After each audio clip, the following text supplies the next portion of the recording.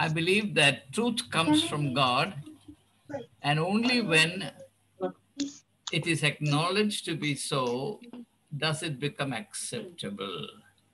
Pray also for me that I will stay steadfast on the foundation of truth, and in sharing what I'm going to do with you, I'll hold myself accountable to the Almighty. Let's pray.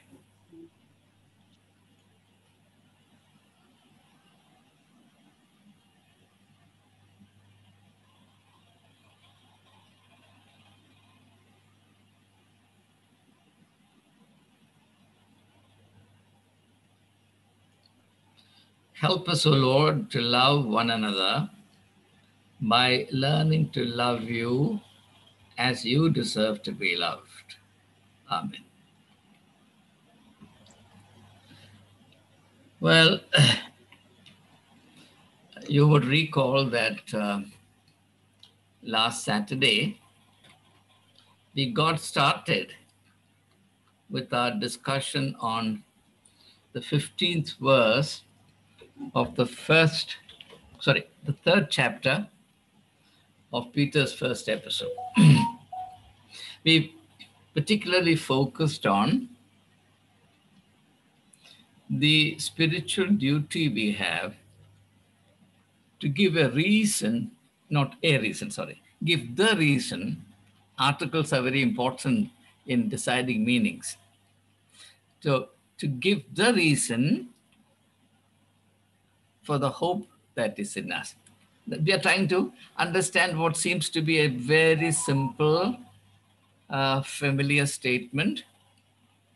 My endeavor throughout our time of studying together, this entire course, is to emphasize the fact that there is a world of the unfamiliar beneath the veneer of the familiar. The simple is not as simple as it seems. The obvious is not as obvious as it might seem.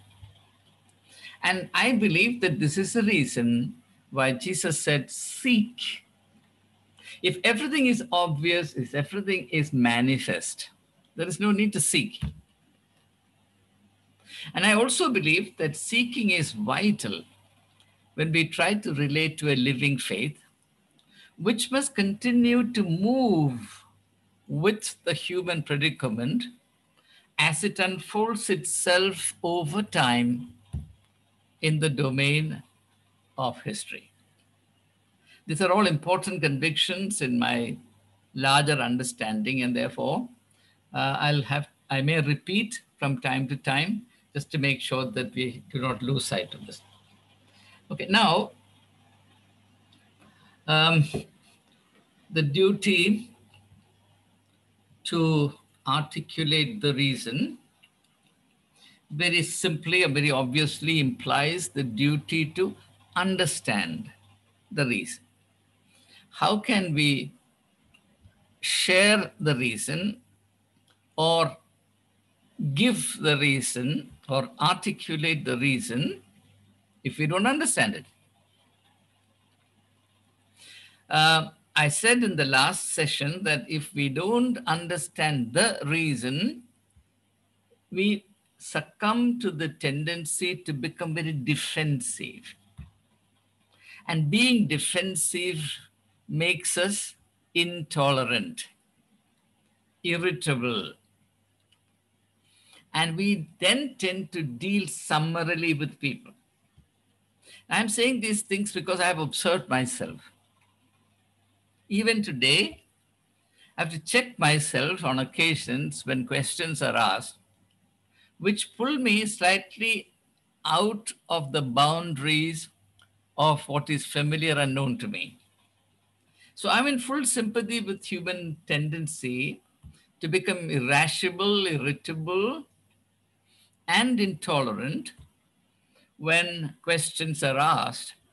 But I'm realistic enough to tell myself from time to time that questions will be asked.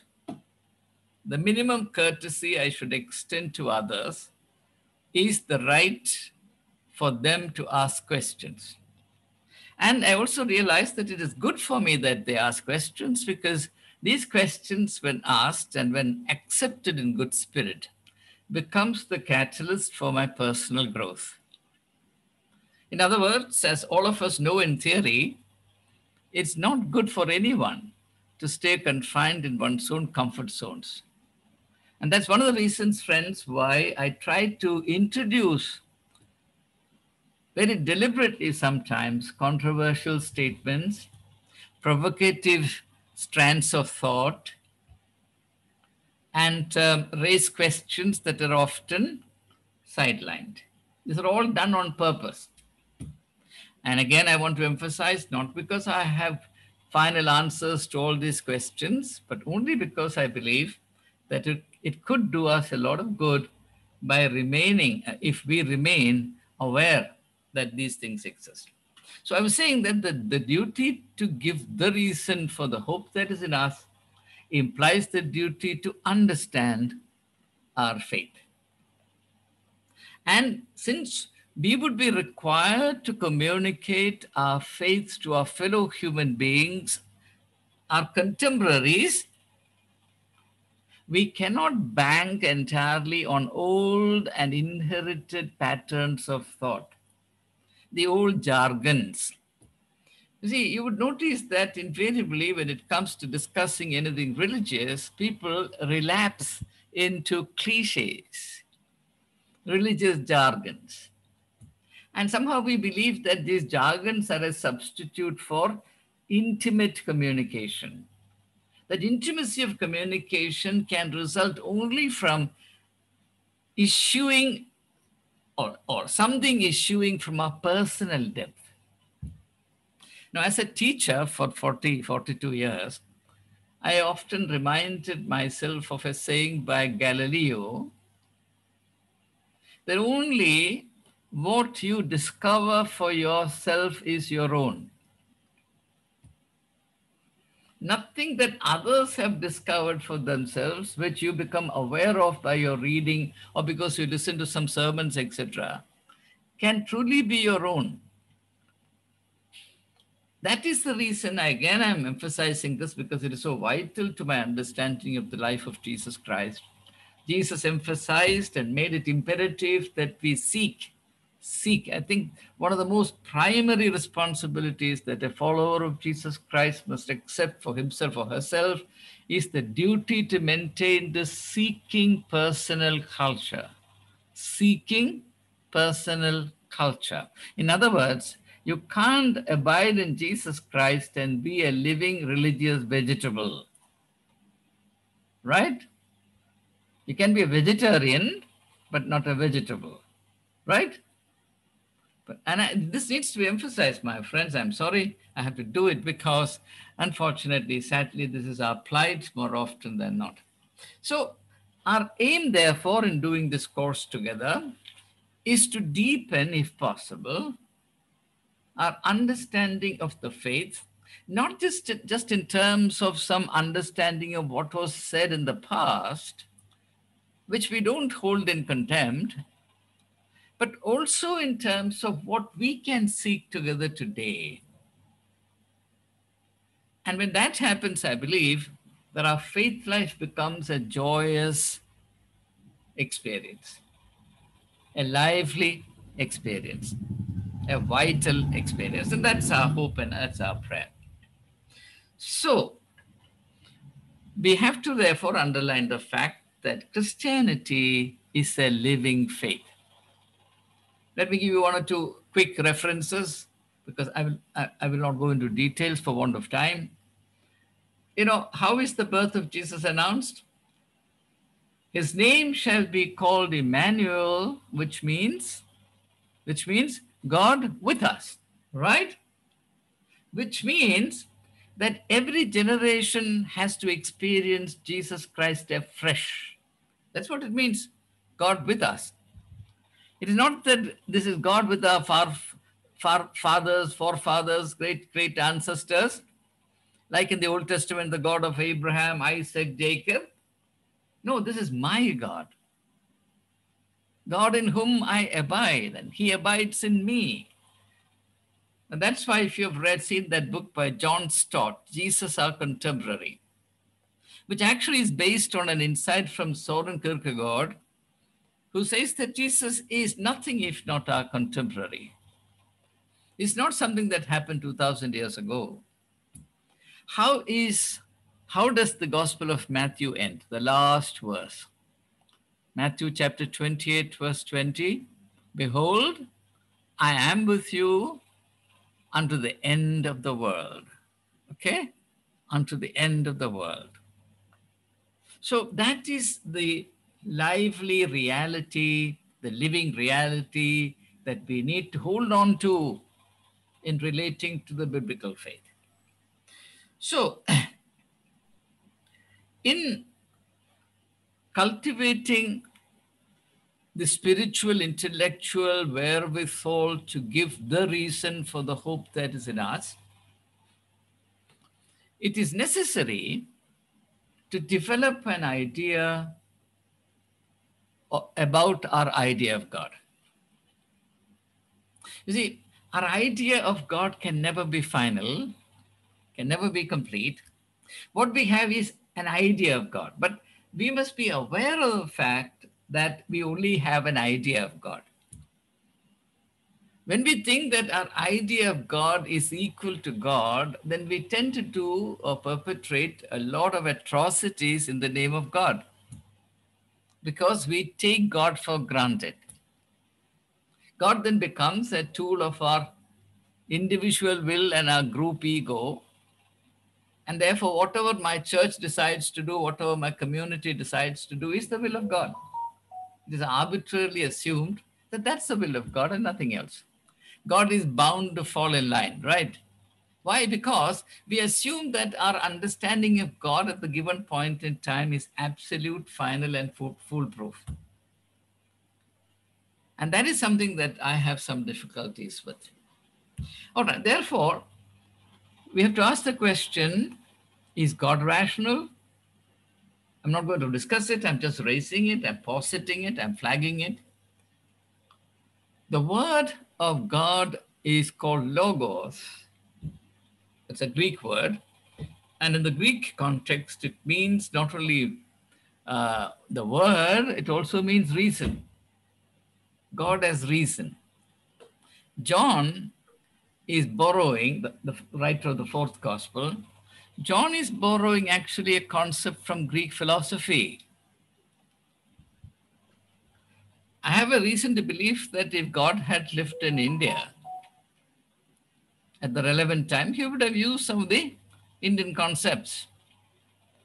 If John can borrow a concept from Greek philosophy, why not from some other philosophy?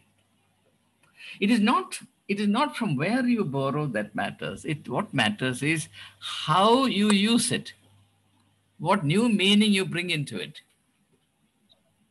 Okay?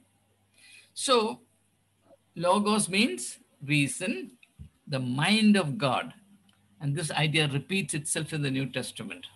For example, Paul writing to Philippians chapter 2, verse 5 says, let this mind be in you, which was also in Christ Jesus. Mind.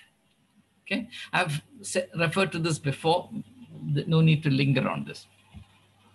And I said also, I think in the last session, that Jesus prioritized teaching because he wanted people to realize that the life of religion cannot exclude the duty to be reasonable, rational. You have to understand. Now, how in the world are you going to understand something if you don't use your thinking power, right? Now, instead, what's happening and what has happened for a long time in Christendom is to play up emotions to the exclusion of reasonableness or rationality. For example, how the Holy Spirit is understood is purely in terms of emotions. You go to a charismatic session, what happens? A song is sung, a rhythmic song is sung to the drum beat of a particular kind. It is slowly worked up to a frenzy, and then members sitting there break out into speaking in tongues. What is speaking in tongues? is nothing but hysterical emotionalism. Hysterical emotionalism. And that's considered the highest achievement in spirituality. And I'm totally convinced, my friends, that a greater lie than this cannot be perpetrated. It is simply not warranted by anything from the life and teachings of Jesus Christ. You give me one reference, cite one instance in the public ministry of Jesus Christ anywhere ever where Jesus slipped into this kind of emotionalism. Give me one instance. Yes, he experienced very powerful emotions, as in the case of cleansing the temple of Jerusalem. Yes, he did that. But that's very different from the emotionalism that I'm talking about. And that emotion that Jesus experienced can never be separated from reason. So that when he cleanses the temple, he gives the reason for doing so. And what is the reason he gives? Very clearly, he articulates the reason. What is it? The reason is that my Father's house must be known as a house of prayer for all nations. Nations means people, not country. Okay? Even today in sociology, nation does not mean a country, it means a people group. For example, the two nation theory in India, which led to the partition of India. The idea that Hindus and Muslims are two distinct nations, people groups. It simply means people groups. Okay. So I'm trying to sort of give some indication as to the reason underlying the prioritization of preaching that Jesus undertook. I believe that there's a very powerful substratum of reason even in the miracles, though that's not the popular perception of it. If you study the miracles that Jesus performed, underlying each one of them is a divine reason. Therefore, what happens? He turns every instance of performing mighty deeds also as an occasion for teaching people. Now, you check the various miracles Jesus performed, you will see that this is the case. So, there was an underlying reason for performing these miracles, sometimes multiple reasons.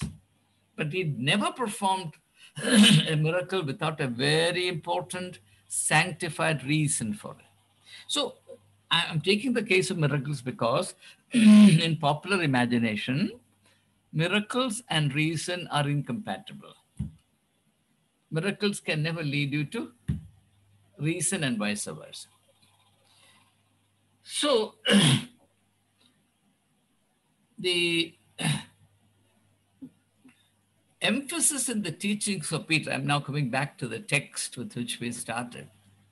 Peter says, if you want to honor Jesus, why should we be ready to give the reason for the hope that is in us? He says, if you want to honor Jesus, that's very interesting. How do you honor Jesus? Peter is not talking about you defending Jesus, mind you. You know, there are many people who are very valorous in defending Jesus. I don't believe that Jesus needs to be defended at all. So I'm not particularly impressed about the Christian apologetics that today carry a lot of excitement among people. I believe, frankly, that it is quite ill-conceived.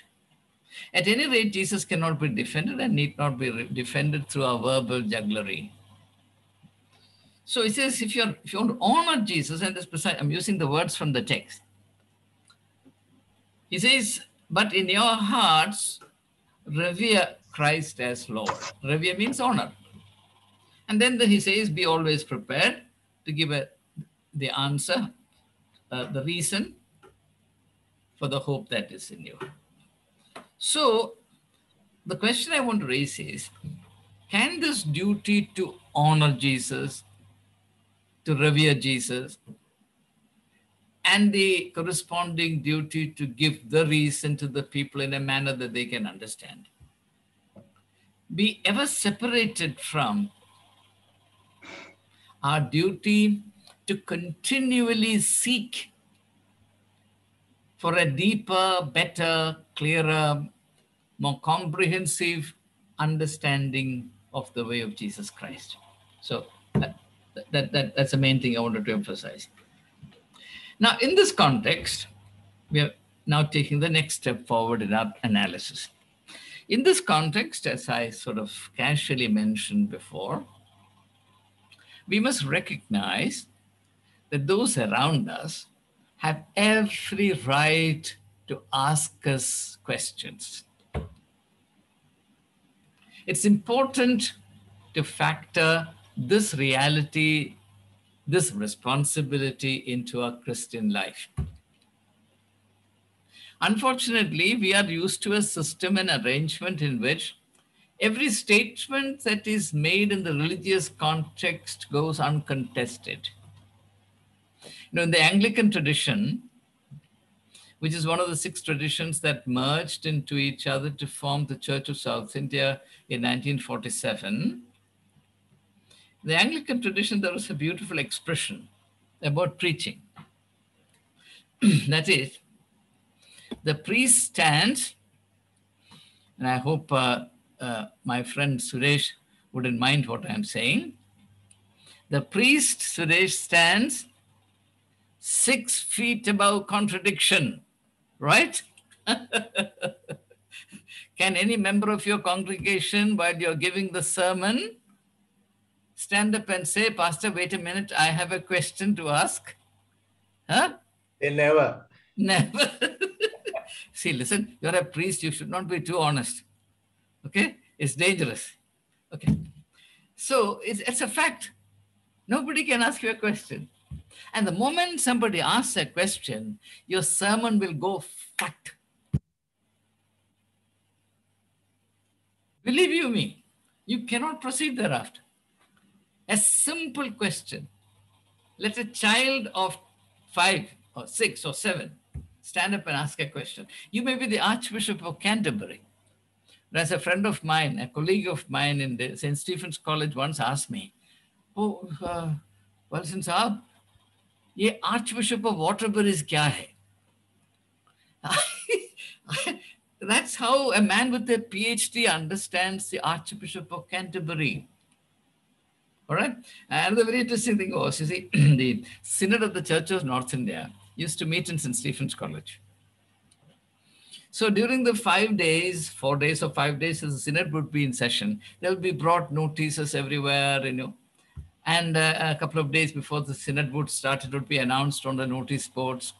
So non-Christian colleagues of mine would get very intrigued by this word Synod, S-Y-N-O-D, with which they're obviously very unfamiliar. And they would ask me, Thampu sahab, a cyanide kya hai? Huh? Samjhe na? You understand Hindi? A cyanide kya hai? What is the cyanide?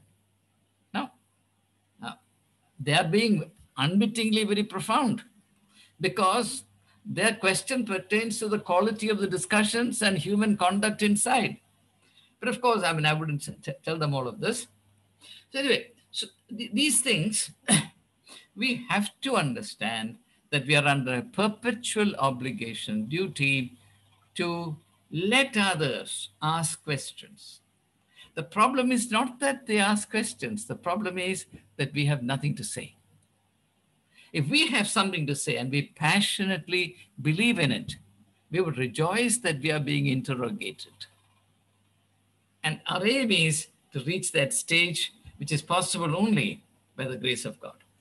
I don't think human wisdom can ever take us. But at the same time, that statement should not be misinterpreted to mean that human understanding is irrelevant. No, God uses human efforts, sanctifies it, and make it bear fruit. See, if you're a farmer, you have to sow the seeds, right? You can't keep the barren land and say that God's faithfulness will bring the bread out of the land. That's not possible, right? Same thing happens. God has given you mind, intelligence, brains, the capacity to understand. You have to use it 100%, zealously, right? And then God will sanctify it and take it to a kind of incredible level. something that you've never perhaps envisaged before. Therefore, the usual excuse from this duty is the jargon, and what I'm going to say now is very familiar to you. The jargon which has been heard in India ever so often: faith is above facts. You've heard of this? Ram Janmabhoomi movement. Right, Francis? Faith is above facts, right? So when the protagonists of the Ram Janmabhoomi were asked the question, how do you prove that Lord Ram was born there some 4.5 lakh years ago, when you wouldn't know where a person was born 42 years ago? 4.5 lakhs ago, precisely on the spot, Lord Ram was born. How do you prove it? The answer is faith is above facts. Simple, no? How beautiful, how easy. That's exactly the way we should not conduct ourselves. Okay? Far better to say, well, I don't know. At least when you admit that you don't know, you will come under a more truthful responsibility and motivation to go and find, to seek and find. Okay? So,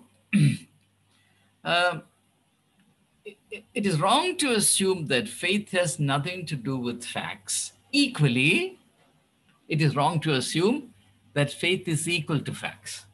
And this is where the problem lies. See, we tend to work in terms of binaries. All right?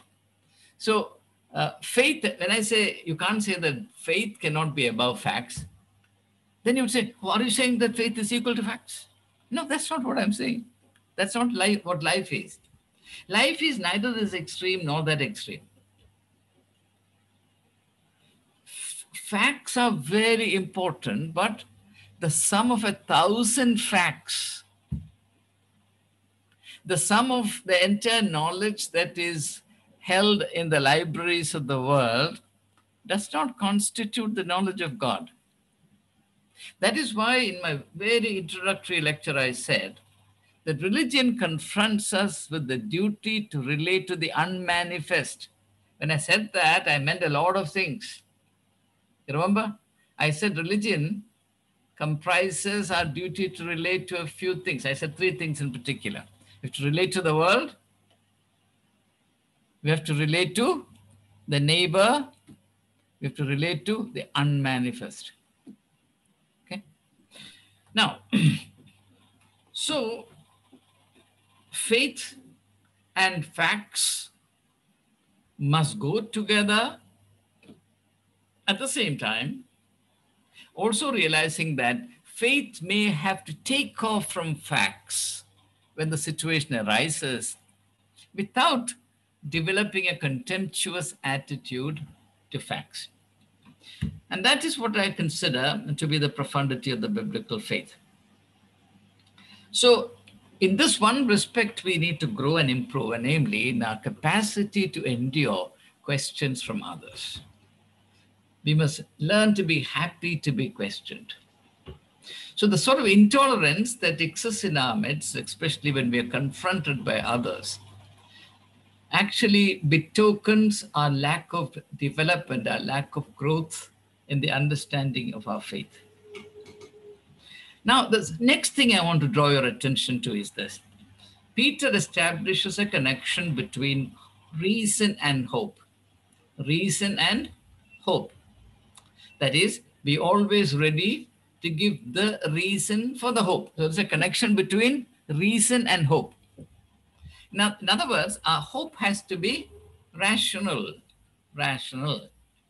But reason itself must be understood not exactly as it is understood in the secular world, but in a spiritual, profound sense, which transcends the secular idea of reason, which becomes synonymous with intelligence, which is a reduction of the scope of reason.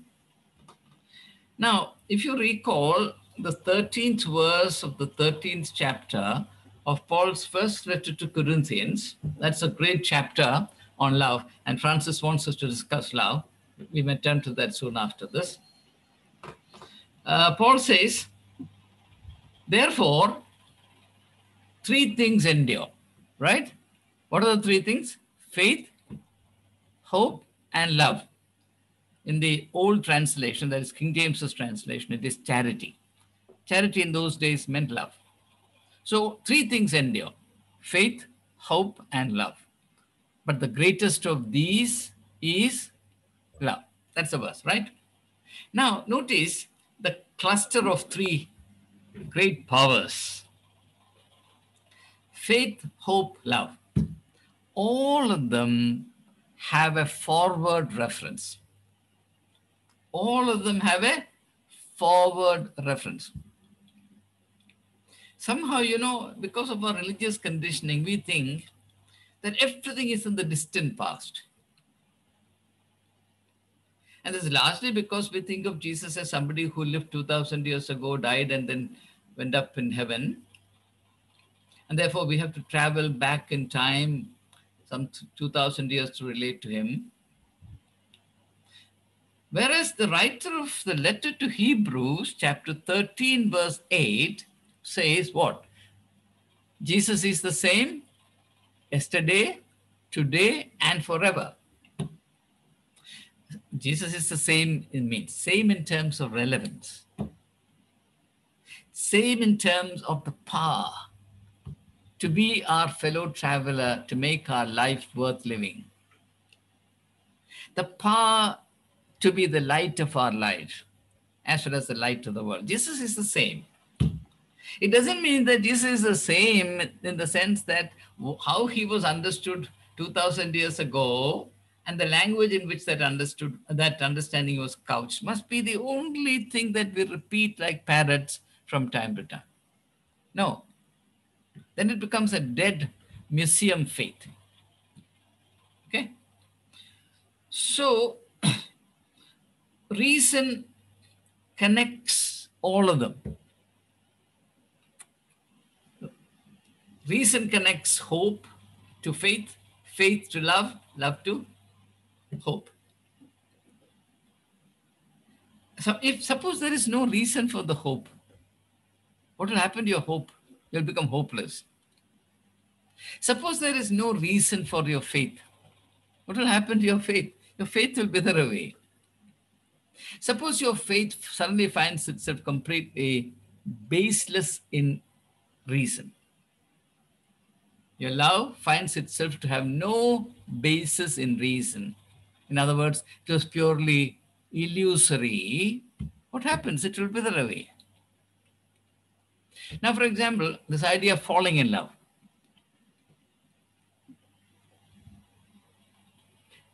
Should reason play a role in falling in love? Especially if it results in spouse selection?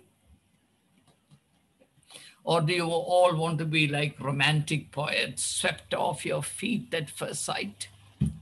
Huh? What do you want?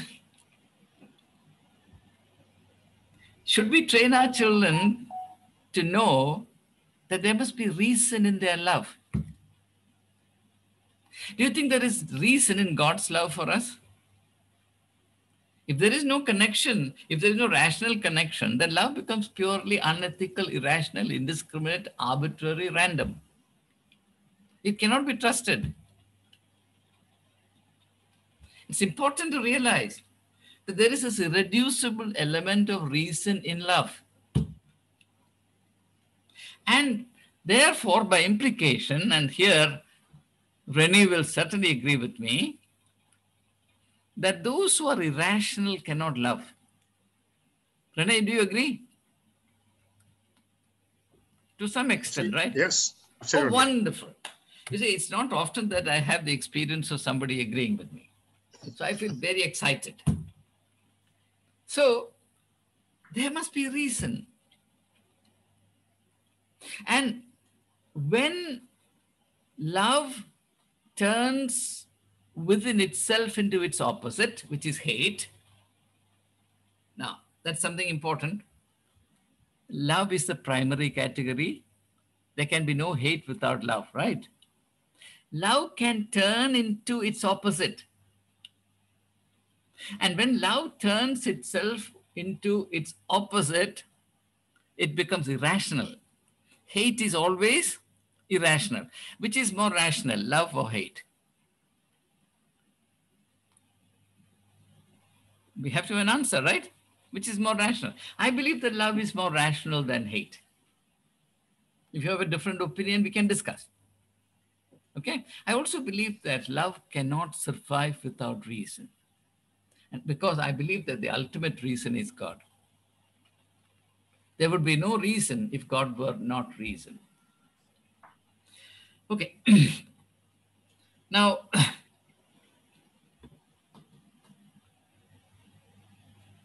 um, Jesus, as we see, every time we read anything Jesus said, was eminently rational. Actually, the scandal of being Jesus in relation to the Jewish religion, the Judaic establishment, was that Jesus was rational.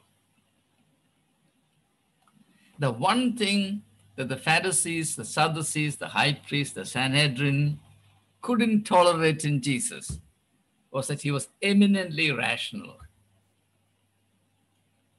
And it's because he was eminently rational that he experienced the need to liberate people from the yoke of religion.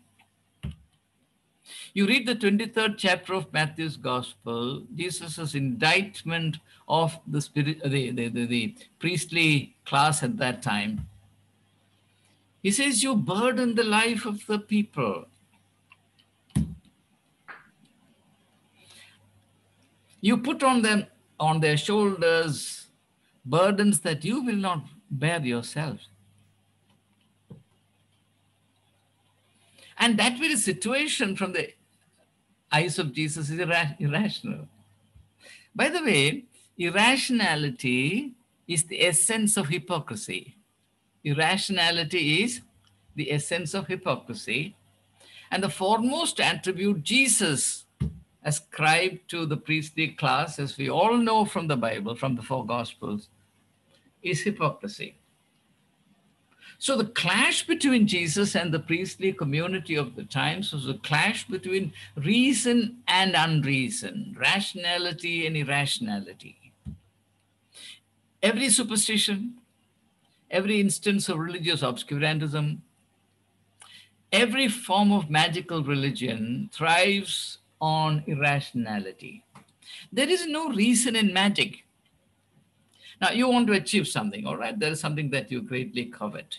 You can't work for it. So somebody says, well, there's a magician somewhere else, Mandravadi. There's a magician somewhere sitting there. You go to him.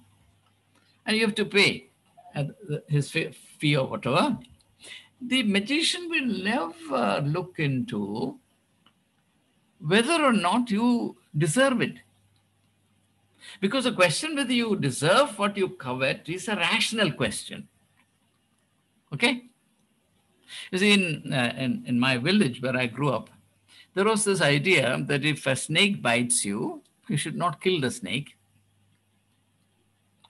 Instead, you go to a person who's an expert in taking out the venom from your system, Vishagari. Vishagari. The expert in sucking out the blood from your system. And it was believed. Why shouldn't you kill the snake? The real reason is that if you kill all the snakes, no one will be bitten, and the Vishari, the expert, will die of starvation. But that's not what he would say. He would say that, you see, I have the special ability to summon the snake that has bitten you and make that snake bite you again and suck the venom out of you. Now, is there any element of reason in this? But that's so strongly, widely believed. So in anything that is magical, there is no margin for reason. In everything that is spiritual, reason is an inevitable, necessary, indefeasible component. This is something that we need to emphasize, because that's the teaching has been to the contrary. So the scandal that Jesus uses another word in the 11th chapter of Matthew's Gospel, verse 6, I think, where it says, "Blessed is he who is not offended at me," the offense of Jesus. In fact, it's a subject in itself. Why was people offended at him? Jesus says, "Go and tell John that the blind see, the deaf hear, the lame walk, the lepers are cleansed, the dead are raised." Then he says, Blessed is he who is not offended at me." Now, in any of the things that he enumerated, that is healing the blind, deaf, etc., what is there to be offended? The offense was not that he helped people. The offense was that he was very reasonable. He was very different from the priestly class of the times in being quintessentially reasonable in all that he did. Now, take an example. Cleansing of the temple. Okay? Suppose you were a contemporary. You went up to the high priest and said, and you sort of bowed before him elaborately, and you kissed his hand. And you said, "My Lord, why should there be a temple? Why should there be a market in the temple premises?"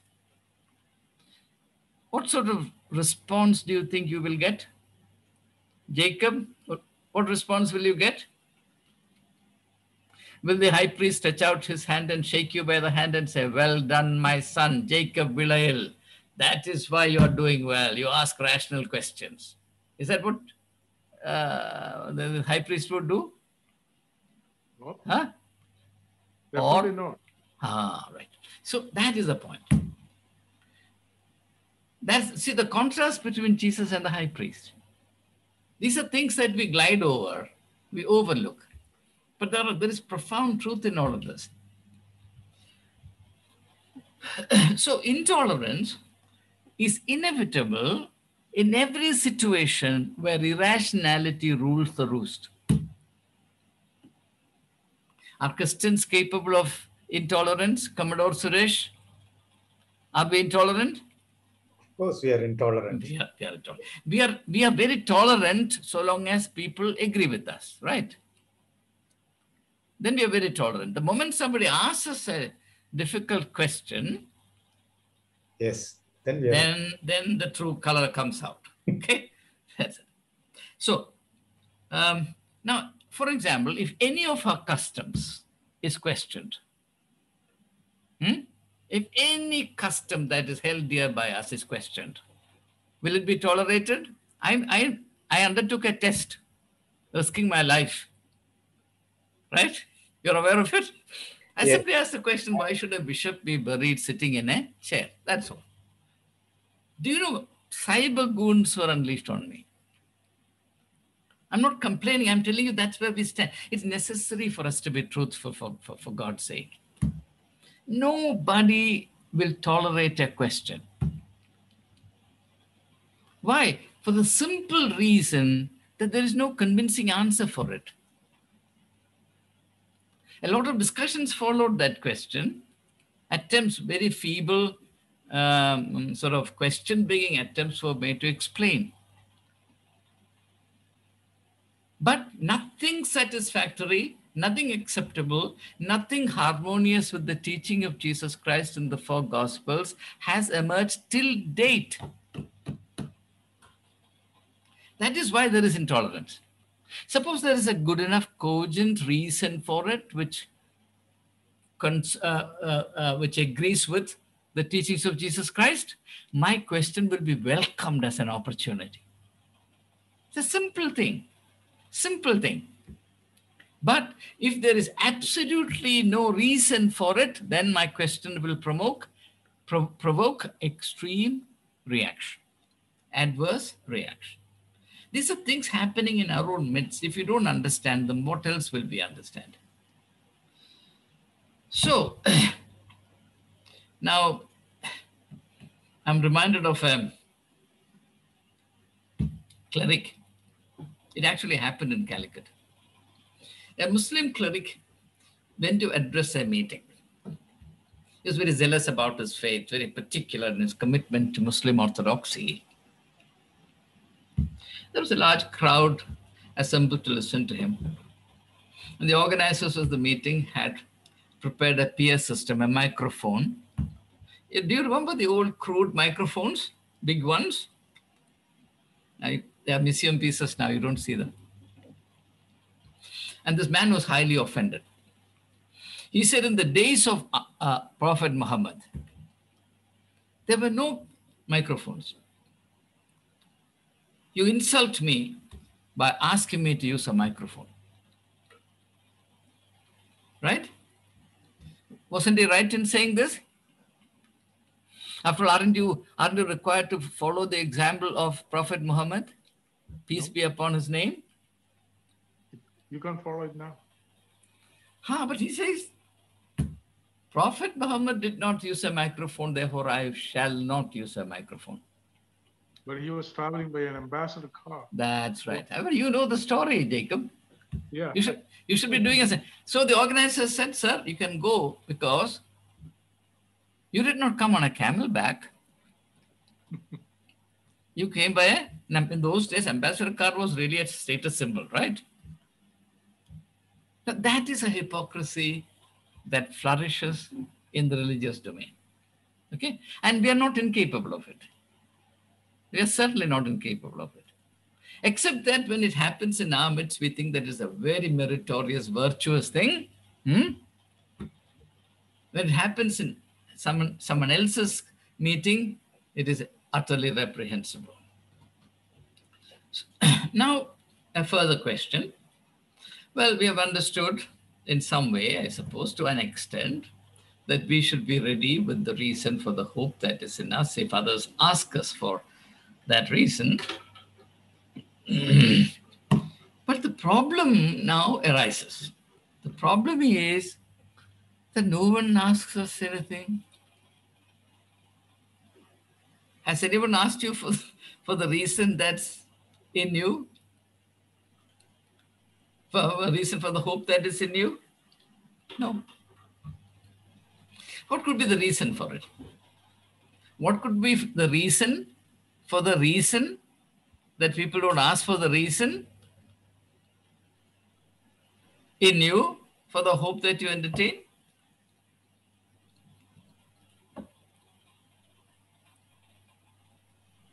Maybe I should address that question to my friend Joe Tharagan. He's a management expert, you know that? He has a lot of resources. My friend Tharagan has just joined. I've been missing him for long. Okay. So we should really realize that we are missing something in our life as Christians from the fact that nobody asks us any questions. And one of the reasons why nobody asks us any questions is that we don't put ourselves in situations where questions will be asked. I'm sure Francis would be in situations where he would be asked questions because he's a politician and he cannot stay in an incubator. But he would be asked more questions political. I'm sure George Tharagan will be asked some questions, but there'll be more questions of law.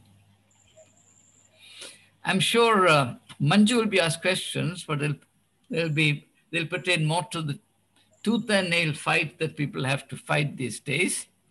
Okay. In fact, I have had people ask me questions regarding the reason for my hope. Excellent. And we'll take it up, and you must speak up when the time of discussion comes. Excellent. So we have something to latch on to. So each one of us, we do face questions, but those questions have very little to do with our faith. Therefore, the extent to which we share our faith with others is virtually nil. If Manju has that experience, it simply means that she's witnessing. She's witnessing, and she's in a dynamic state, very enviable. And I have to confess that today that's not my state. I mean, I stay isolated, mostly cut off from people. But I do get some emails, some phone calls, some posts on my Facebook walls, etc. And in the last session, my little friend Anne, who is absent today, asked me a very pointed question. How do I, what is the, what reason do I give when people are asked, when I'm asked by people, etc.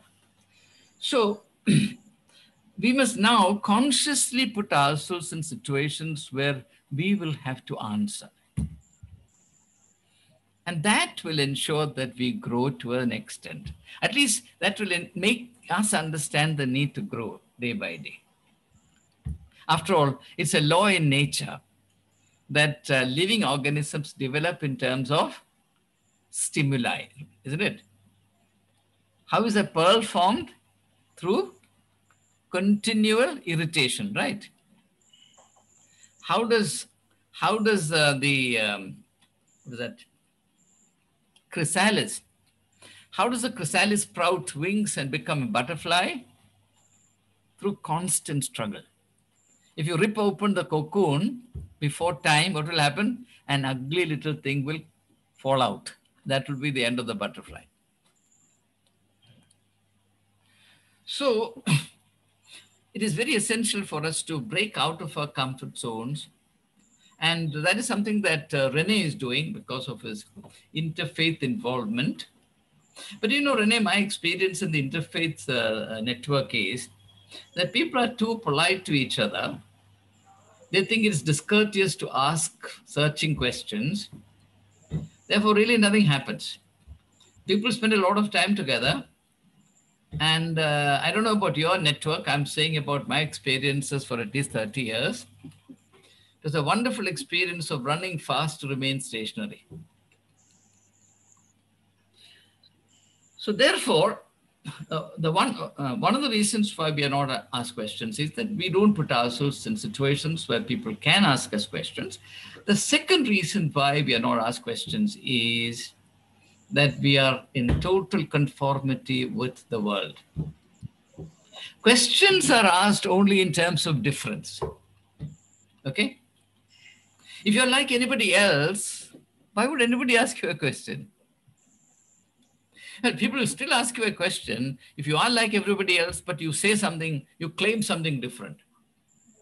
That's why Dr. Sarvepalli Radhakrishnan said, Christians are ordinary people with extraordinary claims.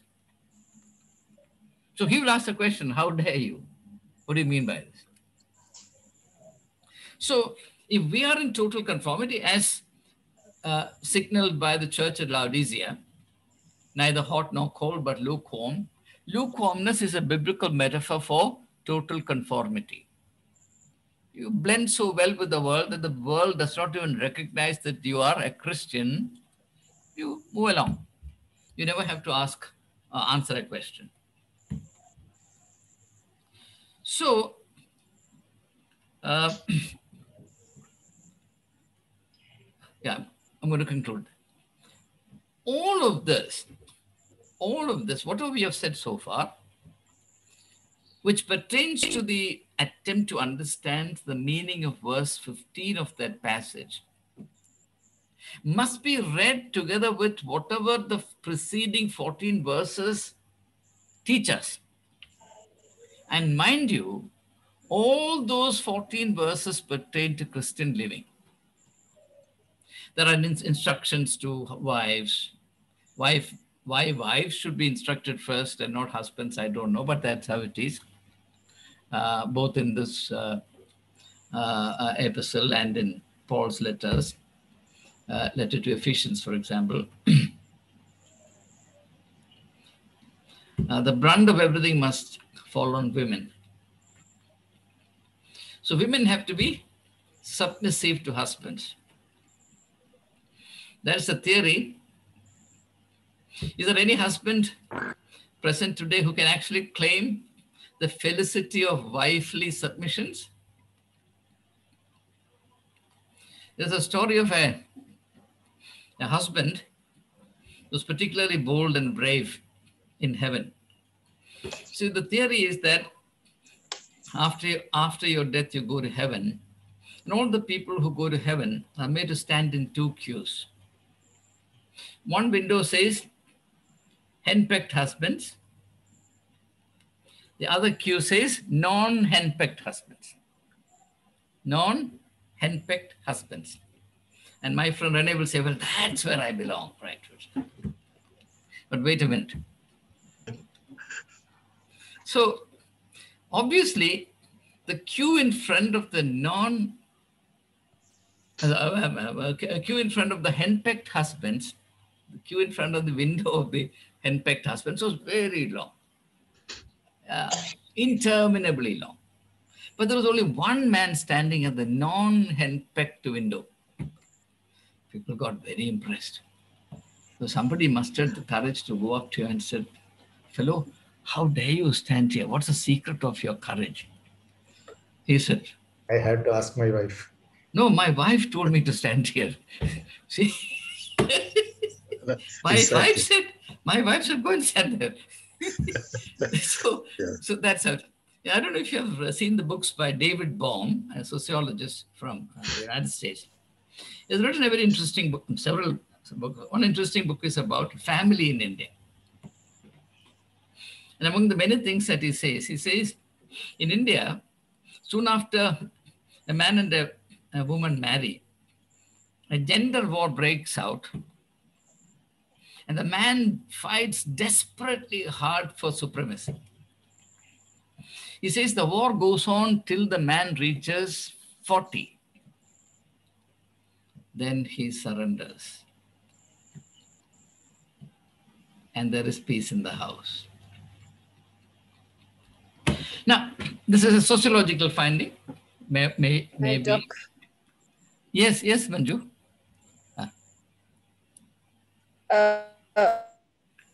When you say that wives submit, in Ephesians 5:21 says, submitting yourselves one another. I know. To one another, as if to Christ. As if to Christ. The preceding verses. So I have felt that this is interpreted out of context. Like you submit to one another. That's how the portion Absolutely. begins. I'm glad you referred to this, but my point is, now check next time. When this text is read in a church in connection with a matrimonial service, wedding service, it never begins in verse 21, but 22. Check. Yeah, that is gender bias, I would say. Yes, I've checked umpteen times, and I found that each time the reading of this passage begins not in verse 21, but in 22. That's the point I'm making. That's a problem. That's a problem. Yeah, that's all I'm saying. I'm not saying that the Bible advocates this. And edited, changed, adapted, modified. But I'm sure that next time my brother Suresh solemnizes a wedding, he'll insist on reading this passage from verse 21. Will you? In fact, all the Pentecostal weddings, they give more emphasis on 20. Well, at least they know the Bible. Thank God. They know the text at least. Okay. Now,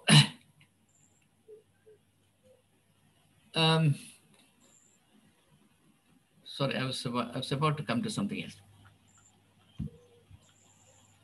Yeah. I was saying that the preceding 14 verses are about Christian living. And that begins with the instruction to wife, then goes on to instruction to the husband. Then, of course, there are general instructions. The idea is that the quality of the Christian life that we lead must become the main motivation for others to ask us the question, why? You understand? And that's what actually Peter is doing. For want of time, I will not dwell more deeper into it. Let me make one more point and then I'll stop. Now, there's a reason why we should be mindful of this reason. That is because spiritual life puts us under an obligation continually to grow and outgrow ourselves. And my most recent publication, Beyond Religion, is based on this most important conviction. For me, to grow is to outgrow. If you don't outgrow each stage, then how do you grow? Okay? Now, this in religious language is called, and John Stott says a lot about it in his writings, the need for self-transcendence. The need for self-transcendence, which is nothing but couching an idea of Jesus in modern language. Remember Matthew 16:20, Matthew 16:24? If anyone would follow me, he must deny himself. That self-denial is self-transcendence. It's a positive thing. So we therefore need to transcend ourselves, and in the interest of clarity, I'll break down into 2-3 aspects.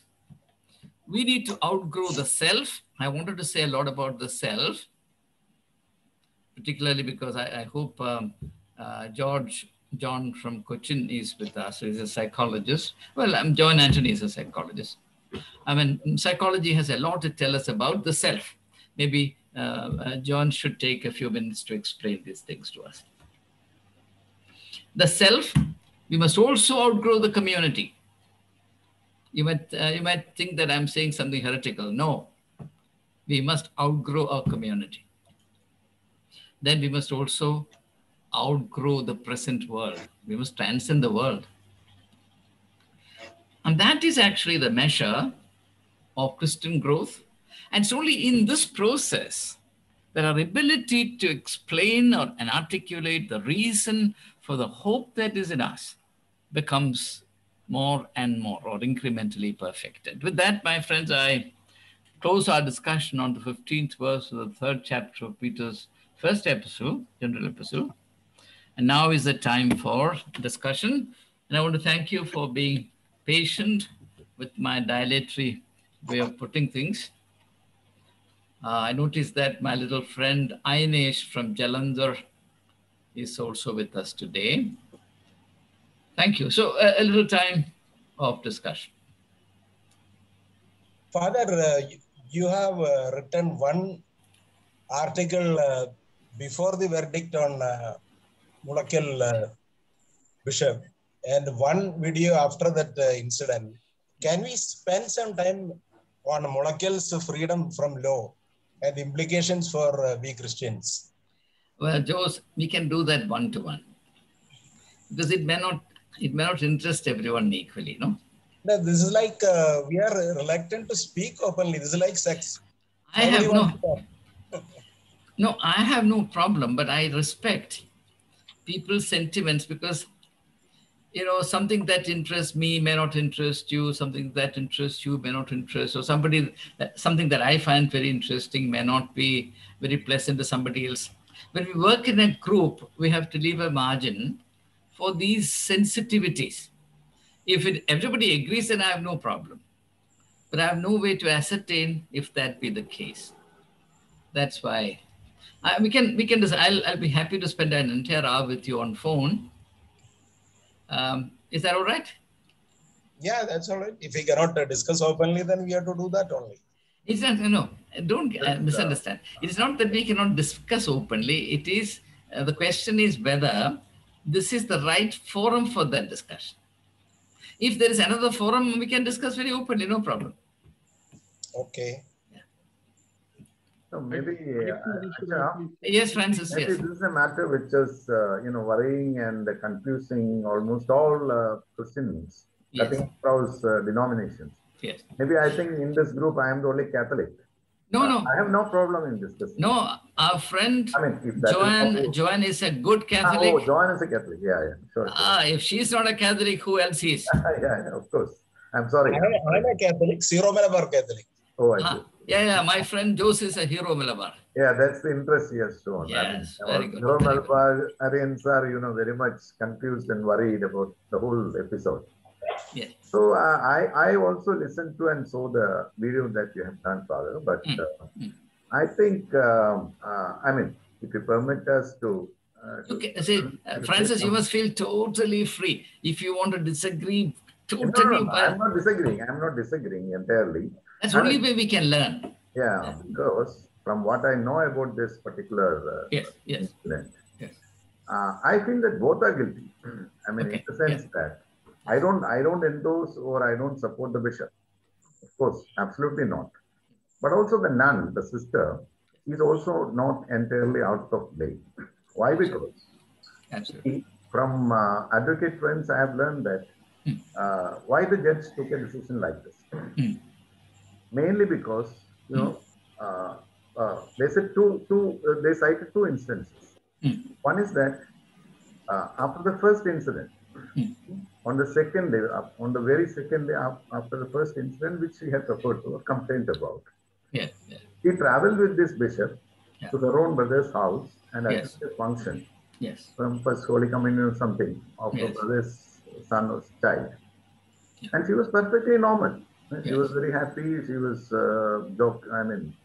cracking jokes, laughing, and absolutely there was no trace of a trauma which she must have, undergone, or if such an incident had happened. It doesn't mean that such an incident never happened. Okay. Maybe she cited about 13 instances, and she didn't complain even once. And the complaint came after 2 years, and also after the bishop initiated an inquiry about some financial impropriety on the part of this particular sister, who was the mother general of that particular congregation. That went against her. These two things, I am told, went against her. Maybe, I don't know. She was removed from the generalship. Yeah, it was removed, and then only she started complaining about the whole thing. So I think there is something in it. Otherwise, I mean, there is something in it. Otherwise, I don't think that a complaint of this nature would come against a person of that stature in the Catholic Church. Right. And also, I'm more sympathetic to the nuns who are who agitated and sat in dharna at Ernakulam Vanji Square. Yes. They are maybe totally innocent of the whole thing. They didn't know. And also, the leader of that group, Sister Anupama, Yes. supposed to have told a media person that she never knew about the whole thing. Only after this nun came out openly after 2 years, after all these series of incidents, then only she came to know about it. Yes. That also went against this particular complainant. Yeah. So there are so many things, so many confusing things about this. So we can't judge. Ultimately, I mean, in that he went scot-free by a judgment of the lower court. Yeah. Doesn't mean that. Yeah. He is not entirely free of guilt. See, Yes. according to our faith, Yes. the final judgment, comes from the Lord Almighty. He knows everything. And the bishop also pointedly said one statement. That is the only statement which I endorse from his part, from this whole episode, the way he acted, the way he behaved. Yes. Only 3 people know about the truth. He said, one is Lord Almighty, the God, then me and the complainant. Yeah. He said, only 3 of us know the truth. So he told this to a friend of mine, and that friend told me about this. So there is something in it, but we can't say, we can't judge. Yeah. But of course, nobody believes that the bishop is innocent. There is something in it. After all this clean sheet that has been given by the court, not even one single person says that the bishop is totally innocent. Maybe some fanatic person might say that he is totally innocent. But what can we do? Anyway. Anybody else? Yes, let's have. I will say something only towards the end. I have one more doubt, Father. Yes, Jose. Yes. I'm a bit perplexed over, the woe of celibacy and how this is from the point of Bible only. How this, confession is misused, or a celibacy is temporarily suspended, and again this Mulakil as well as the sister are again reverend sisters and reverend father or reverend bishop. How practical or how reasonable it is, or what is the meaning of this confession? Is it getting misuse, or that is how it is? Yes.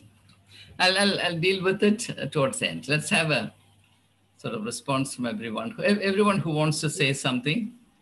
I think the nuns Jacob, being a nun means the first important thing is obedience. So there is a sacrosanct rule that yes. first you comply, then you complain. Yes. So being a nun, she has to endure all these things because she don't know how this is going to have. Maybe this is a norm. She thinks that one, so she succumbs to it. She goes with it, and then she starts trying to put a stop to it. But then she started knocking at every avenue which is available to her, and nothing happened. And that is well documented that she tried to actually find a stop to this one, but nothing happened. Then the last one was this effort to come public with the whole thing. So this is well documented that she tried everything, but it did not stop. So that is how it came to the fore, came outside. So that's true. I think that she being very submissive, all the nuns were like that. They have to comply before they start complaining. Well, what Jacob said is based on, I don't know if he realizes it, what Pope himself said in February 2019. The Pope issued a statement. Maybe I'll refer to it when the time of discussion comes.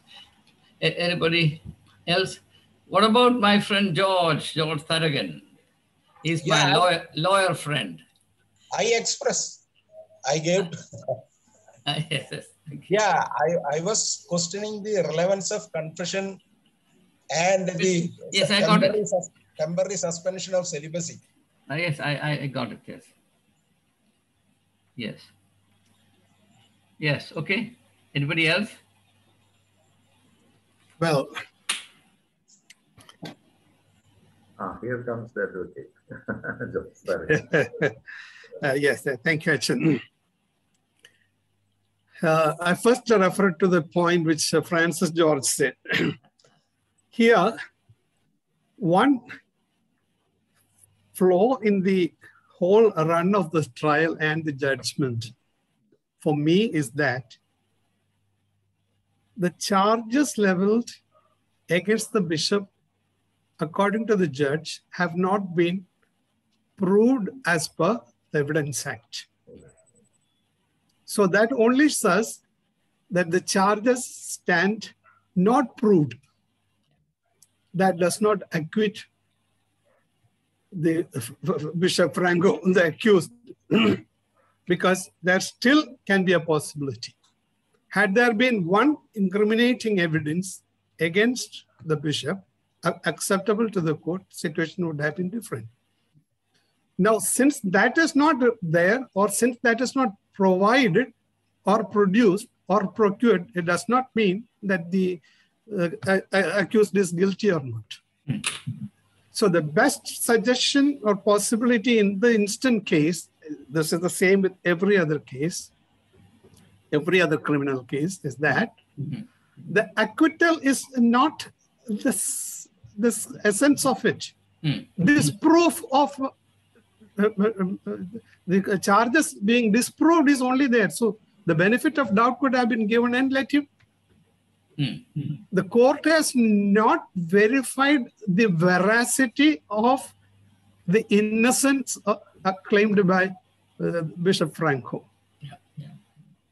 So Francis George said, yes, about the offense, the alleged offense by the nun. This is not a matter in issue in the court.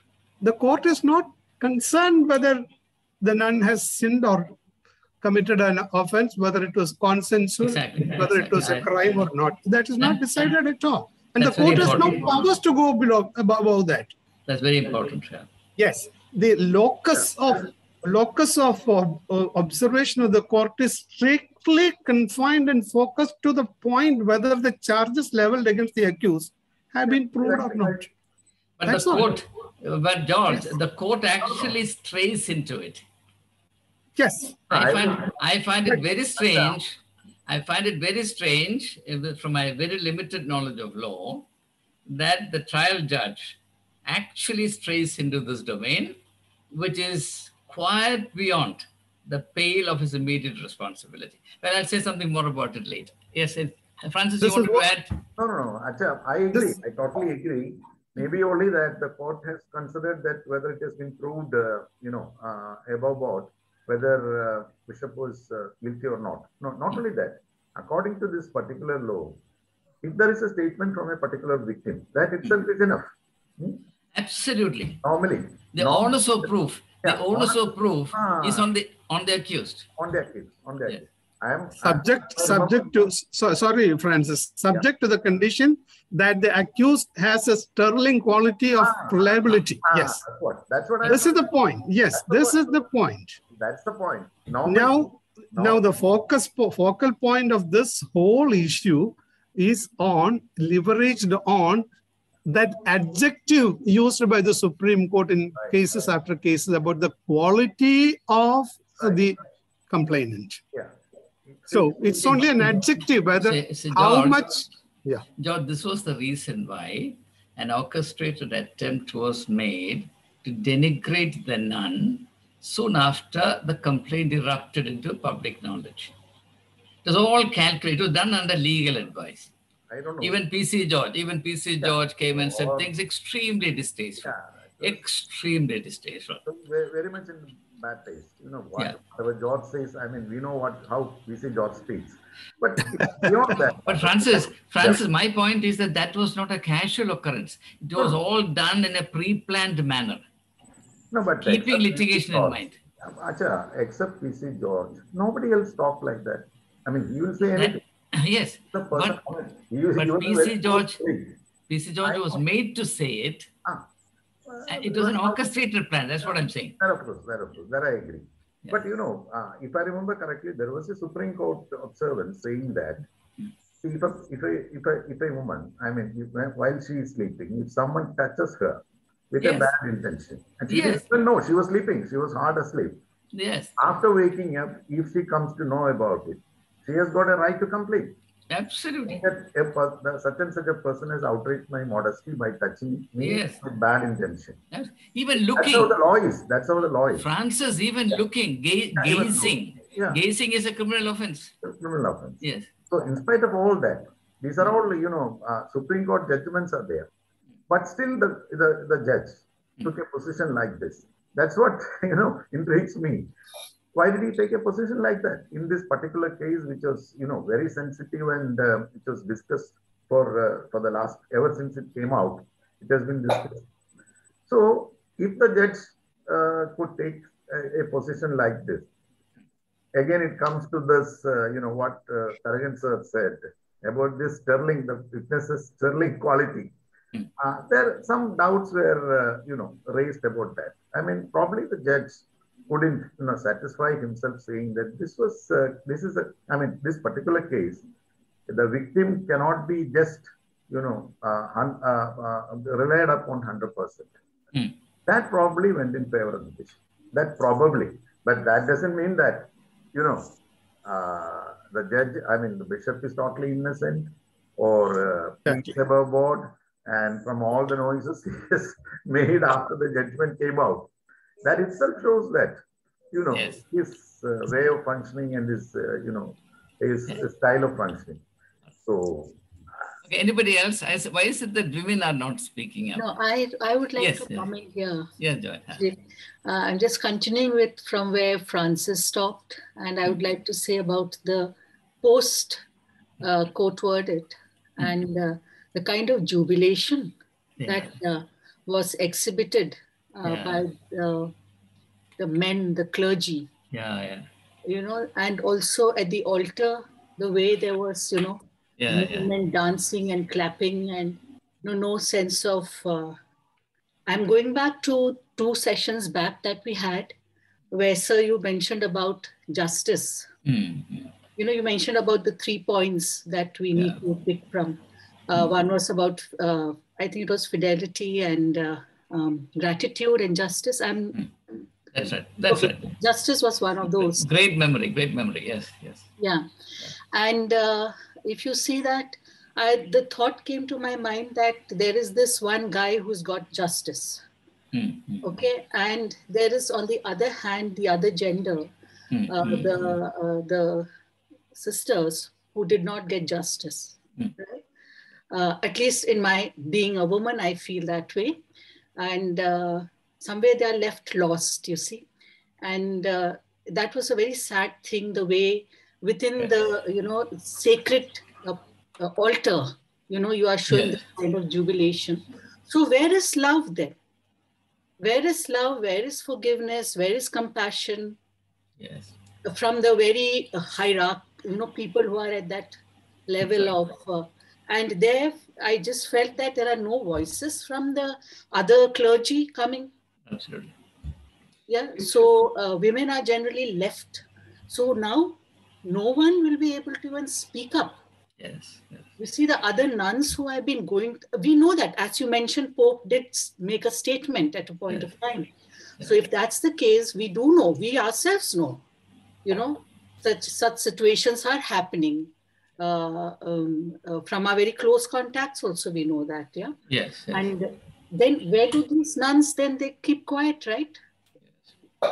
And also, how much can we as women go and speak when we are finding that the power is, playing such a strong role, power and whatever else the other sister Anupama mentioned. Yes. So we stand helpless, and therefore, I would say, feel hesitant to even speak about this. When Sir Jose Tarakan said that speak, I'm thinking that should we speak? I also wanted to avoid this, fearing that this might become very fractious. But fortunately, no, I was quite mistaken in this. There is a fair degree of Catholicity obtained in our group. Therefore, we can freely discuss it. I'm quite happy. I'm quite happy to discuss any subject to the extent of my knowledge. Only thing is that I don't want to offend anyone unnecessarily. I have strong views on issues. Sometimes it is found to be very unhelpful. I think so. I think we are all very offended by what is happening, actually. Okay, if there are other concerns, then otherwise, then I'll begin to respond to the points raised. Can I have a minute, please? Yes. This is Abraham. Yes, Abraham. Yes, Abraham. My second session, so I'm still getting familiarized with Thank the you, faces, Abraham. the So delighted to protocols, have you with us. God bless you. the routine. Thank you. It's a phenomenal class. Especially, thank you for sending me the book, Beyond Religion. It's a phenomenal work. Sorry, I'm digressing from the topic under discussion because I live in USA. I don't kind of, I'm not, in line with the current events there. But the book, going back to the book, it's a phenomenal work. When I was reading it, I was reminded of, the idealistic view of life by Dr. Radhakrishnan and his Recovery of Faith. The book is in that caliber, that cater with every page pregnant with so much of thought and profound ideas. Thank you for that. And I've been reading the chapter Religion and Reason to follow what the two lectures currently are being discussed here. And my question, it's a very fundamental question for you, but again, with this verdict of Mulakal, my first reaction, impression was, okay, I lost faith in the judiciary system and also faith in the God. That's how the common people are going to react to a situation like this. From the discussion here, people are all agitated. Very agitated, yes. Level, we are losing faith. So that's what I'm coming to. My question, therefore, is the faith and the reason or the rational mind and rational life are two different elements. Faith is one element and the reasoning is a different component. They don't really coexist. It's very hard for this faith and the rational being to coexist, right? So how do you make them, work together? They always contradict each other. And in my opinion, they should complement each other. Recently, I was reading, this Pope Francis had a communique in which he said the concept about gnosticism, G-N-O-T-I-S-C. According to that, we override faith with reasoning these days. And he gave this example of Christ feeding the 5,000. Yes. Where he said, it was actually a miracle, growing up, as a tradition, I read this as a miracle. It was awe-filling for me to hear the story of the boy giving, a 5 appam and 2 mean and getting 5,000, feeding 5,000 people. And a reasoning or a logical way of interpreting the miracle as per Francis was, or what's being preached in the progressive Christianity is, everybody, the crowd, the 5,000, when they saw this boy bringing up his food, they all started sharing their food, and that's how they were able to fill the baskets and keep some aside.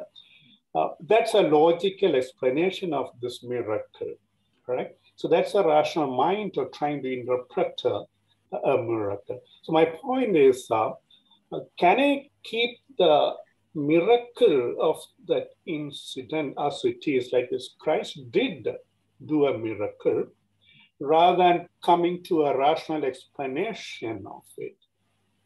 So the bottom line is, how do we maintain that faith as a separate component in our Christian life in this journey seeking God?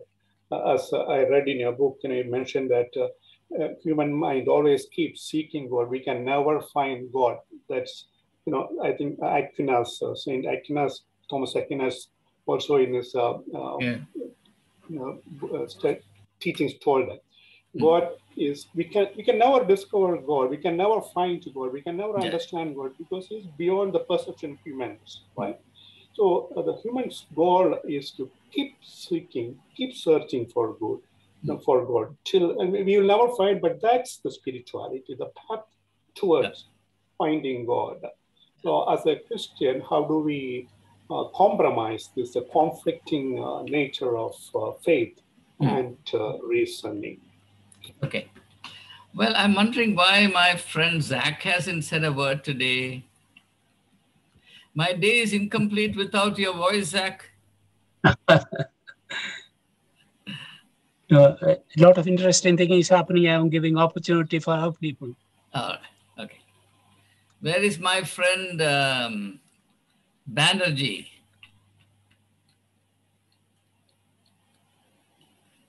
Banerjee's. Yeah, I'm there. You are. You want to say something? No. I'm listening. Okay. Okay. Now let's. Well, do you think it's all right for me to take 15 to 20 minutes? Are they okay? Yes. All right. And you won't mind it if 20 minutes becomes 30? All right. Okay. Now,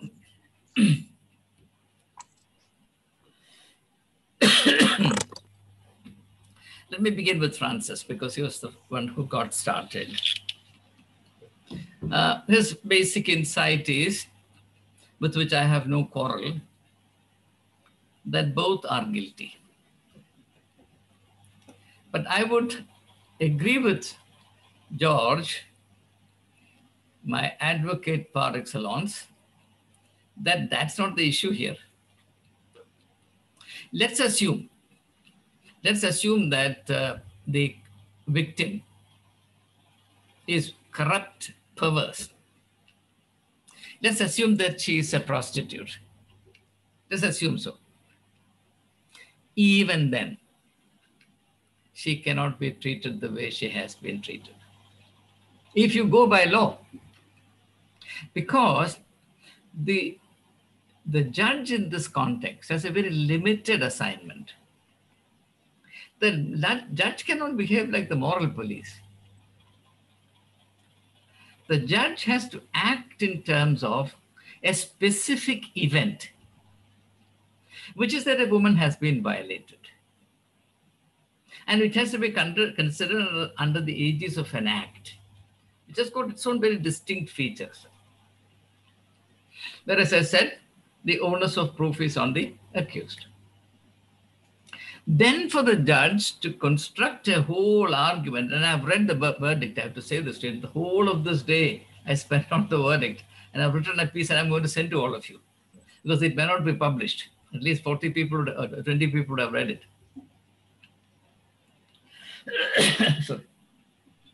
For the judge then to construct an argument as if to suggest that it's all right for this woman to be raped if there is a blemish on her. Now, let us assume the other argument, which is that it began as consensual sex. From the legal point of view, nothing better can be claimed.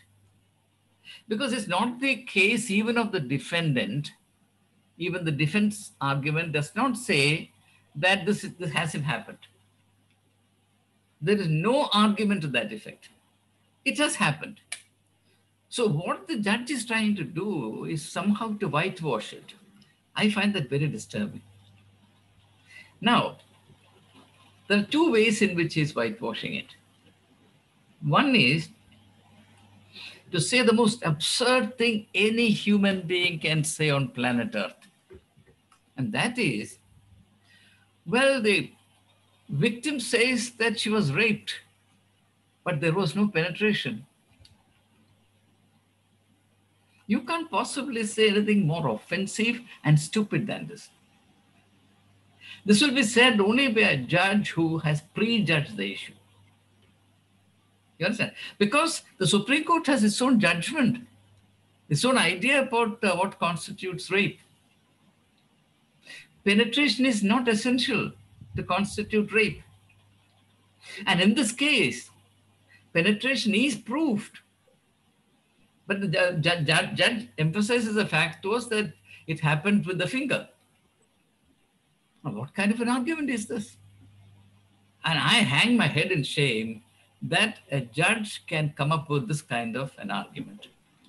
Woe unto the day that such people become judicial services. That's point number one. Point number two, there it becomes even more sinister. The medical examination proves that the victim has suffered hymeneal rupture. Now, there has to be some explanation for it. And the judge goes out of his way to create a counter story, of course, based on the stuff provided by the defendant. That's why the lawyer is paid. And comes up with the story that the judge, the victim was in an illicit relationship, and her brother-in-law came and stayed in the convent to attend a convention. And during that time, something happened. What exactly happened, nobody knows. And the wife of the man, who is the rape victim's cousin, okay, who is emotionally unstable, who initially made the allegation, retracted it completely. She gives in writing to the court that I was totally wrong in what I said. The judge says, no, that's not acceptable. Can you imagine that? Can you imagine such a thing? It is not acceptable to the court that a woman who has had a complaint says, I have no complaint, it was wrong. You understand? So I find this disturbing in so many ways. I'm just giving you, for want of time, I'm just giving you the tip of the iceberg. So I quite agree with you that the victim may not have been 100% above board. But here I would only submit an argument, and that is, you know, Francis, better than I do, how submissive nuns are required to be to even priests, leave alone bishops. I have plenty of experiences in the Catholic fold. You know, sometimes it has broken my heart to see the plight of nuns who come from poor families, Francis. You must look into these things. I know. There are absolutely two completely different categories of nuns. Nuns coming from more affluent, well-established families are treated so well, whereas nuns coming from poor families become menial servants. Menial servants. Apaya, who was beaten to death, would not have died if she were from a rich family. It is as simple as that. If you and I can tolerate this kind of crime, aberration, you know, it's the end of the world. So There are serious issues in all this. Today, Francis, I'm convinced about one thing. Celibacy must end. If the Catholic Church can do is to do any justice to itself, the first thing it has to do is to burn this absolutely hypocritical, crime-riddled institution called celibacy. It doesn't exist in reality. It is a facade, and I don't want to say more about it. Now, going on to Joseph. Joseph raised a question about the vow, or was it, sorry, not Joseph, Joe Stargate, sorry. Vow of celibacy and confession, etc. Joseph, this is a huge topic in itself. For me, even half an hour is not enough to do justice to this. There is no vow to celibacy. Vow of celibacy is absurd. There can only be the vow of chastity. It's a trick played by the church to equate celibacy with chastity and chastity with celibacy. It's a big issue. I can talk for a full hour on this, starting with its place in the Greek philosophical traditions down to our times, and how celibacy was brought in the 11th century for whatever reasons, purely economic reasons. Okay. Now, as far as confession is concerned, it's another messy affair. I've written a lot about it. It's still available in the net. Again, let me not linger there. Now, coming to the issue that Jacob raised, and Jacob was extremely factually correct. He put it very well, and I'm sure he has said whatever he has said strictly in conformity to the words of the Pope. And I maintain a file on the Pope, so I know exactly what I'm talking about. The Pope said in February 2019 that thousands and thousands of nuns in the Catholic Church exist as, and I'm quoting the Holy Father's words, as sex slaves. That's a word he used. But he said that they suffer their degradation in silence because A, they fear for their life. 2, they know that they cannot resist the system. 3, he said all nuns are indoctrinated. That's a word he uses. You can still read it. Indoctrinated to be submissive. And that was a point that Jacob Boulail was developing. Now, Francis, I plead with you to think. A person who has been indoctrinated in this fashion, is it fair to expect that such a person will resist the mighty will of a bishop? It's unthinkable. It's unthinkable. Okay, now you can get a person down the road of degradation, and that the person may get into other issues. But you are primarily responsible for it. If you go chronologically, there is nothing on record, and I've studied all this very carefully with minutest attention to detail. There's nothing on record to suggest that there was any problem detected or suspected about the victim before 2014, when this whole thing began. She has had no involvement anywhere else, no allegation of defalcation of money, misappropriation of funds, etc. happened. Nothing of it. She had an absolutely unblemished record. Not only that, she proved herself to such an extent that she was promoted and promoted. She became the Mother General for Kerala. Can you imagine? I have met the victim myself. I went and visited her. I spent time with her and the 4 other sisters. So I know what I'm talking about. She's a young person. And I couldn't believe when I saw her that she was a Mother General for the entire state. So obviously she was a capable woman. And what happened? What was done to her? What has happened to a woman of that caliber from 2014 onwards? Who is responsible? No judge will ask that question, but we as members of the community have to ask that question. So I fully agree with what Jacob Boulail has said. Now, coming to my excellent barrister friend Tharagan, yes, he's absolutely right from the legal point of view that the judgment does not amount to an authentication of the innocence of the accused. All that the judgment is saying that there aren't sufficient items of evidence on record, nor has the prosecution succeeded in establishing a case that's foolproof. For the court to come to the decision that such an atrocity has happened. But I have to argue, George, I have to argue that here the judge tries to be excessively literal. He holds on to a few words, overlooking a mass of evidence.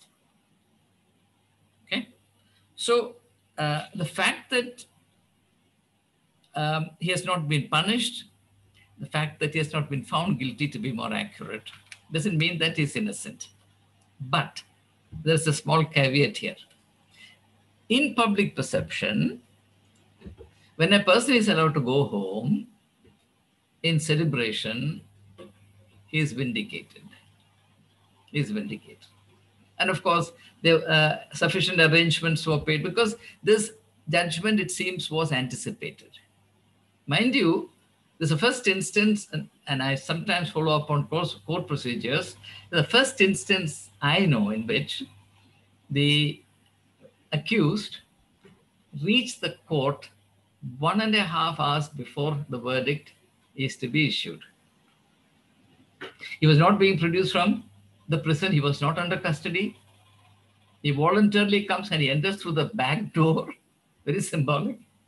Back door. And he comes 1.5 hours before, looking absolutely triumphant, jubilant, right? And then there is a script, and the script is acted out. He goes and then celebrates that mass.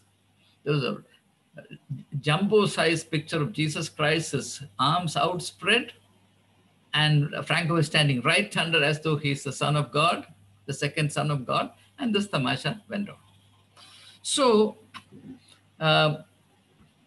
the only thing is this, George Tharagan, till it is appealed and the higher court finds him otherwise, finds him guilty, this judgment is de facto vindication. Technically, it may not, but de facto, it is vindication. Now, I fully agree with what Joan Anthony has said, that this jubilation that was showcased, that was acted out, was highly unwarranted. Now, Joan, today, I sort of viewed a program on a television channel, Malayalam channel, which was a phone-in program, which allowed people from anywhere in Kerala or outside to phone in and express their opinions about the verdict. Oh, it was such an eye-opener to listen to it. Everybody who spoke, everybody expressed horror and emphasized the fact that faith in the judiciary is now at its lowest ebb. People said it's simply incomprehensible. And that's just everybody, Christians, non-Christians, everybody. So I think that if the judgment has been manipulated, the Catholic Church should not think it has achieved a victory. It has further burrowed the earth from beneath its feet. It will pay for it. It's a very serious matter. And I hope sense will prevail. Those who love the church must talk to the people concerned. May I come in here, sir, for a Yes, minute? yes. I remember when the case came up when it came first time, in the open, yes. I heard it on TV and I ran to my daughter's room because I thought that she shouldn't get to know on her own through her own, sources. Yeah. I should alert her. Yeah, yeah. So I ran to her room and I said, you know something, this has happened. Because I thought, I'm responsible for what the young ones get to know about what's happening in the church. And she told me, I know it already, Mama. Oh, yeah. So she got to know from her own circles, and the mobile is in the hand. Yeah. When the report came yesterday, it was yesterday, right? Yesterday. It came, I again ran back to her room. to say, you know something? He's like, you know, found innocent. I mean that he's not found guilty. She said, I know, Mama. That's right. Where is sexual morality that we are projecting to our children here? You see, vis-a-vis the ordination of the nun priests and the nuns who have consecrated their life. Yes. So, John, the real sadness is that the Catholic Church put its entire weight behind this case. Not only that, from the time this matter broke out into public awareness, not a single bishop ever uttered a word expressing even discomfort about what has happened. Rather, every indication of being in complete solidarity with the aggressor was showcased. I don't think, Father. Francis, I could be wrong. This is what I have seen.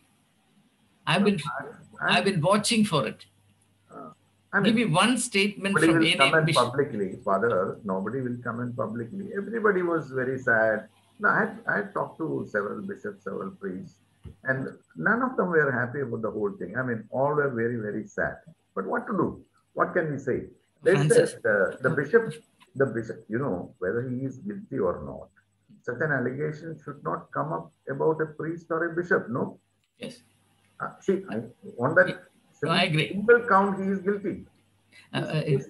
Francis, I quite agree with you that there. I never justified the bishop, or I never talked for him. Yeah. In fact, I was very critical. No, I'm on to something else. Francis, I'm on to something else. But you see, what your bishops or my bishops feel in private is very different from what is available in the public domain. That of course. Right now, we are discussing the public responses, not hidden realities. You understand? There are so many things happening in the Catholic Church now. I mean, even the bishops are, they don't know what to do actually. How to manage the whole thing, how to console these people. The immaculum problems are there. This Banco problem is there. Then that Father Robin problem is there. The fight between two rights. The Latin right and the Syro-Malabar right. A long pending, I mean, going on. Abhaya case is there. They are at a loss to, manage the whole thing. But here the problem is that I only say this. See, this particular sister, I mean, she should have shown at least some courage to resist and to come out in the open and to complain to the authorities concerned. At some point of time, she didn't do that. I don't know. Maybe she was submissive, or maybe she was afraid, or maybe there was some other pressure or something. I don't know. But now, when they all come out and say, now she said, I mean, it's a very good thing. She said, I'm going to come out in the open. I'm not going to hide. Very good. Let her come out and speak. Absolutely. The truth. Let it come out. Let everything come out. Yeah. And the way that Bishop had conducted himself, I mean, it was so disgusting actually after the verdict. I mean, how can he say that he is innocent and he has been proved innocent and all that? Because, and the way he is, immediately going and celebrating a mass and saying, I mean, all those play acting, that has denigrated himself, no? But anyway, in the little time that is left, I'm going to do. I'm left with about 5 minutes more. I'm going to do something terribly disturbing. I'm going to introduce to you a particular thought from the German philosopher Friedrich Nietzsche. Because I believe there's a connection between the two, between that and what we are discussing now. Nietzsche held Christian morality in utter contempt. I don't know if you're aware of this. He called it slave morality. Slave morality. Thus spake Zarathustra. Slave morality. Why does he call it slave morality? He says, things like obedience, self-sacrifice, patient endurance, submissiveness, poverty. These are virtues only among slaves. He says, if you're a slave people, the only way you can survive is by obeying your master. If you're a slave people, the only way to protect your head from cracking is by being patient and submissive. If you are living in destitution and there is no hope for you to ameliorate your material suffering, you have to fall in love with your poverty. But then he says, don't expect any of these Christian virtues to be practiced by any of the people in Christendom who have wealth and power. He said, you are fools if you do so. That is Franco Molecule for you. You understand? So Francis, you must understand why these things happen. As long as the church system remains like this, there'll be no end to this problem.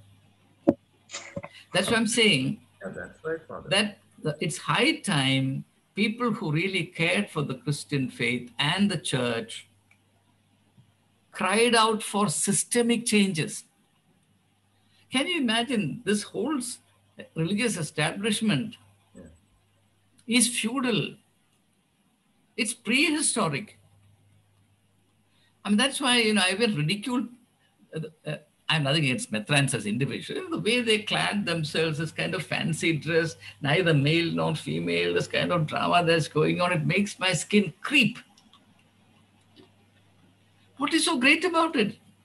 But can you strip a Methran of any of these totally meaningless, absolutely antique, irrelevant paraphernalia? What is left? Nothing is left. This reality has to be confronted. And things will change in our midst only when individual Christians become bold enough to confront these realities. So can I come in here? Yes. Even if we confront, and I'm speaking from experience of having spoken directly to a group, collective of them, and having written also, you find that it's just heard from here and out from there. See, at the end of it, then you say, I'm wasting my time standing in front of them and telling them these things, or even writing about these things. So I understand your pain and the frustration, Joanne. I might as well, do other things. No, true, but at the same time, I would only humbly add another thought, and that is, if we can persevere, I have faced more frustrations than you will ever in your life, ever. But I am determined to continue this struggle till the last breath of my life, because I believe that if not in my generation, next generation, at least 10 generations from now, a change will happen. This is my ardent faith. But each one of us in our times, in accountability to Jesus Christ, have to do what little we can to make sense prevail, common sense prevail. Can I come in here? Yes. Coming in too often. Yeah. But I think sense is prevailing in some ways, because you find that the number of youngsters who are actually opting to join is very few. Absolutely. Okay? So change is anyway coming. In fact, it is coming. Parents would not encourage our children to go for something. This is something that I discussed with my brother-in-law and my sister.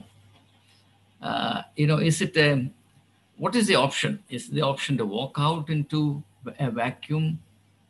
I'm not convinced that it is. But it's certainly not an option to continue in this degradation.